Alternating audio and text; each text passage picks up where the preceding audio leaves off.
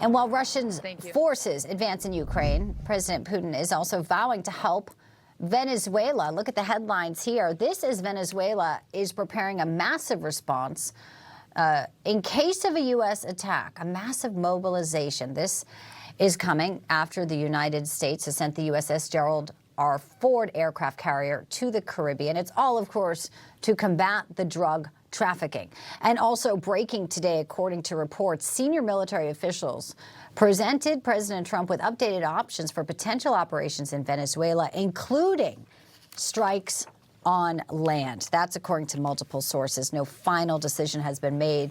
Also, the question about whether or not some of the deadly strikes on the drug vessels are legal or not, and what allies are thinking. A lot to get into. Pleased to have Christian Whiton, a former senior advisor in the Trump and Bush administration and a senior fellow at the Center for National Interest with us today. Alongside him, pleased to have Raul Mas, political and economic analyst and host of De Niro y Mas. Guys, welcome in.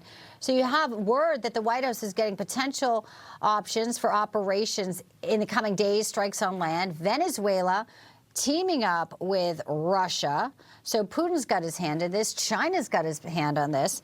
Some of our allies are looking at strikes like this, Christian, and saying, we don't want to share intelligence like the UK. Where does this all go?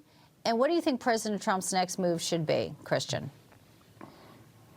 Well, I think as regards the UK, it shows who our real friends and allies are. Marco Rubio, the Secretary of State, went out of his way. You know, he was pushed, but just to gently say, it's really quite shocking that these people, our NATO allies, are giving us a lecture about what we're allowed to do or not allowed to do when we want to defend our own interests in our own backyard. And these people, these governments, after all, are facilitating the flow of illegal drugs, including fentanyl, into the United States. And that includes the leader of Venezuela, who is under federal indictment for drug trafficking. So I don't know if this actually leads to a strike. I think this is probably posturing. I think the offshore strikes will continue. There's always a chance Trump will decide to do something on land in order to shock the system.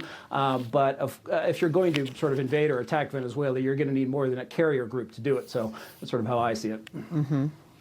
Well, it's interesting, Raul, 19 strikes against these suspected drug vessels and 76 people dead. Narco terrorists. The administration says it has every authorization needed. And getting into sort of the conversation, this is interesting, not a real Trump fan. John Bolton, former ambassador to the UN and obviously former national security advisor, now facing, indictment for the classified documents. He drops an op-ed on this today in the Washington Post saying this is the right way to overthrow Maduro. So you have all these voices. Obviously, there's a message this administration wants to send. You are not going to bring drugs into our country. Venezuela mobilizing in response. The concern is, I guess, about what happens next. But ultimately, Americans should feel safer, I guess, with the moves that are being made by Trump. What say you? So it's interesting, that you asked that question, because last week I had the opportunity to ask that same question, what's going on here, to a gentleman by the name of Elliot Abrams. He was the U.S. Special Representative to Iran and to Venezuela during the first Trump administration. And his answer was, look, you don't send a carrier strike group plus all these destroyers, an amphibious landing group, F-35s in Puerto Rico, Reaper drones flying overhead, B-52 bombers, flying close to the airspace, if you're just going to be striking a bunch of drug boats in the water, right? And I think, Ambassador Abrams is right. There's something else going on here, far beyond just the destruction of these drug boats.